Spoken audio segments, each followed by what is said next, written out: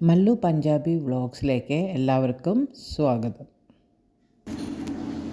Hello every one, എന്തൊക്കെയുണ്ട് വിശേഷം? സുഖമല്ലേ? കുറേ ദിവസമായില്ലേ ഞാൻ വന്നിട്ട്. ഓക്കെ, ഇന്ന് നമ്മളൊരു പാവ് ഭാജി ആയിട്ടാണ് വന്നിരിക്കുന്നത്. ഓക്കെ, അതെങ്ങനെ ഉണ്ടാക്കുന്നത് നോക്കാം. എല്ലാവരും കുറച്ച് സബ്സ്ക്രിപ്ഷനൊക്കെ ഒന്ന് കൂട്ടിക്കോളൂ. ഇപ്പോൾ ആരും സബ്സ്ക്രൈബ് ചെയ്യുന്നില്ല. ഒന്ന് സബ്സ്ക്രൈബും ഒന്ന് ഇതൊക്കെ ആയിട്ട് ചെയ്യണം കേട്ടോ. പിന്നെ എല്ലാവർക്കും നന്ദി, കാണുന്നവർക്കൊക്കെ thank you very much. Okay,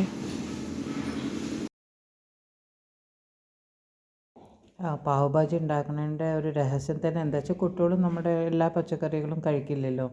അപ്പോൾ ഇത് നമ്മുടെ കോളിഫ്ലവറാണ്, ഷിംല മിർച്ച്, പിന്നെ ക്യാരറ്റ്, ഇത് ഷൽഗം എന്ന് പറയും ഇവിടെ. അതായത് നമ്മുടെ കോവയ്ക്ക ഇടണ്ട, മറ്റേ ഇത് ഇങ്ങനെ ഒരു ബ്ലണ്ടായിട്ടുള്ള സബ്ജികളാണ് ഇതിടുന്നത്. എന്താ വെച്ചാൽ കുട്ടികൾ കഴിക്കില്ലല്ലോ ശരിക്കും എല്ലാ പച്ചക്കറികളും കഴിക്കാത്ത കാരണം ഇതെല്ലാം നമ്മൾ ഇട്ടിട്ട് നമുക്കൊരു ഇതടിക്കണം. 5-6 പ്രാവശ്യം വിസിലടിച്ചാൽ മതി. ഒരു 3 പ്രാവശ്യം മതി. പിന്നെ കുറച്ച് ഉരുളക്കിഴങ്ങ്, ഒരു 3 ഉരുളക്കിഴങ്ങുണ്ട്. പിന്നെ ഒരു ക്യാബേജ്.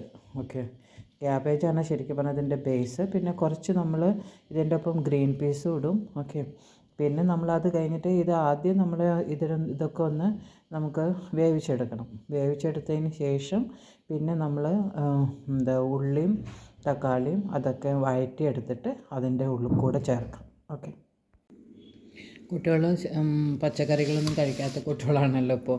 അതുകൊണ്ട് പാവ് ഭാജി നല്ലൊരു ഓപ്ഷനാണ്. നമുക്ക് ലഞ്ചിൽ കൊടുത്തയക്കാനും അതുമാതിരി എന്തെങ്കിലും ഫങ്ഷൻ ഉണ്ടെങ്കിൽ അതിലൊക്കെ കുട്ടികൾക്ക് കൊടുക്കാനൊക്കെ വളരെ ഹെൽത്തി ആയിട്ടുള്ളൊരു ഓപ്ഷനാണ്. ഇതിൽ നമ്മൾ കുറച്ച് 2-3 ഉരുളക്കിഴങ്ങ്, അതുമാതിരി കുറച്ചൊരു പീസ് ഇടുന്നുണ്ട്. അതുകൂടാതെ ഇതിൽ നമ്മൾ 8-10 അല്ലി ഇതിട്ടിട്ടുണ്ട്. ഗാർലിക്ക്, പിന്നെ ഒരു ഉള്ളി, അതൊന്ന് ഉള്ളിയും പിന്നെ ഒരു 4 തക്കാളി, അതെല്ലാം കൂടിയിട്ട് നമ്മൾ അതിനെ മിക്സ് ചെയ്തെടുത്തു. ഇപ്പോൾ അതിന് കുറച്ച് എണ്ണ ഒഴിച്ചിട്ട് അതിന് നമ്മളൊന്ന് ശരിയാക്കി എടുക്കുകയാണ്. അതിൻ്റെ കറിയുടെ ഇതാണ് കേട്ടോ പാവ് ഭാജിയുടെ പേസ്റ്റ്. പിന്നെ അതുകൂടാണ്ട് നമ്മൾ കുറച്ച് പാവ് ഭാജി മസാല ഇട്ടിട്ടുണ്ട്. ക്യാച്ചിൻ്റെ പാവ് ഭാജി മസാല ഇട്ടിട്ടുണ്ട്. കുറച്ച് പാവ് ഭാജി മസാല കുറച്ചൊരു 2 സ്പൂൺ ചേർത്തിട്ടുണ്ട്. അപ്പോഴേ അതിന് ശരിയാകുന്നു. നമുക്ക് നല്ല നിറം വന്നു. വേണമെച്ചാൽ കുറച്ച് നമ്മൾക്ക് കശ്മീരി ചില്ലി പൗഡർ ഇടാം കേട്ടോ. അപ്പോൾ എൻ്റെ ഇതിൽ ശരിക്കും പറഞ്ഞാൽ നല്ലോണം ചുമന്ന നിറം വന്നിട്ടുണ്ട്, അതുകൊണ്ട് ഇടുന്നില്ല. ഇനി ഇതിൽ കുറച്ച് ബട്ടറും കൂടി ചേർക്കണം.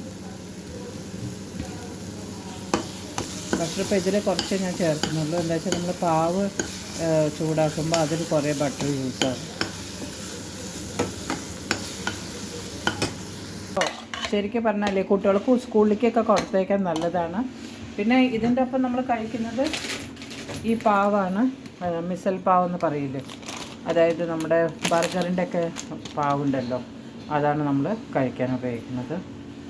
അപ്പോൾ ഇത് കൂടെ നമ്മൾ ആ മസാലയെല്ലാം ചേർക്കാണ് കേട്ടോ.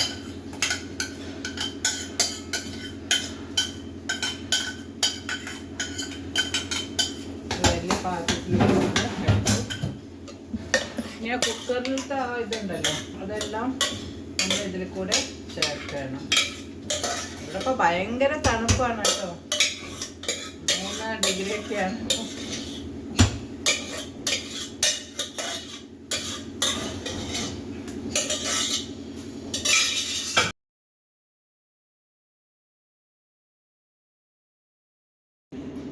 എല്ലാവർക്കും ഇഷ്ടമായി എന്ന് വിചാരിക്കുന്നു പാവ് ഭാജി. ഓക്കെ, എല്ലാവരും ട്രൈ ചെയ്യണേ. കുട്ടികൾക്ക് സ്കൂളിൽ കൊടുത്തേക്കാനും ഒക്കെ ഇതിന് വളരെ നല്ലതാണ്.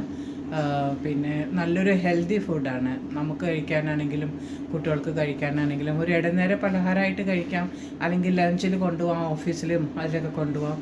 വളരെ ഹെൽത്തി ആയിട്ടുള്ള ഓപ്ഷനാണ്. ഈ വറുത്തതും പൊരിച്ചതൊക്കെ കുറച്ച് നമുക്ക് കുറയ്ക്കണം, എന്നാലേ നമുക്ക് നല്ലൊരു ഹെൽത്തി ലൈഫ് നമുക്ക് ചെയ്യാൻ പറ്റത്തുള്ളൂ. Okay, thank you every one. ലൈക്കും സബ്സ്ക്രൈബും ചെയ്യാൻ മറക്കല്ലേ. Thank you.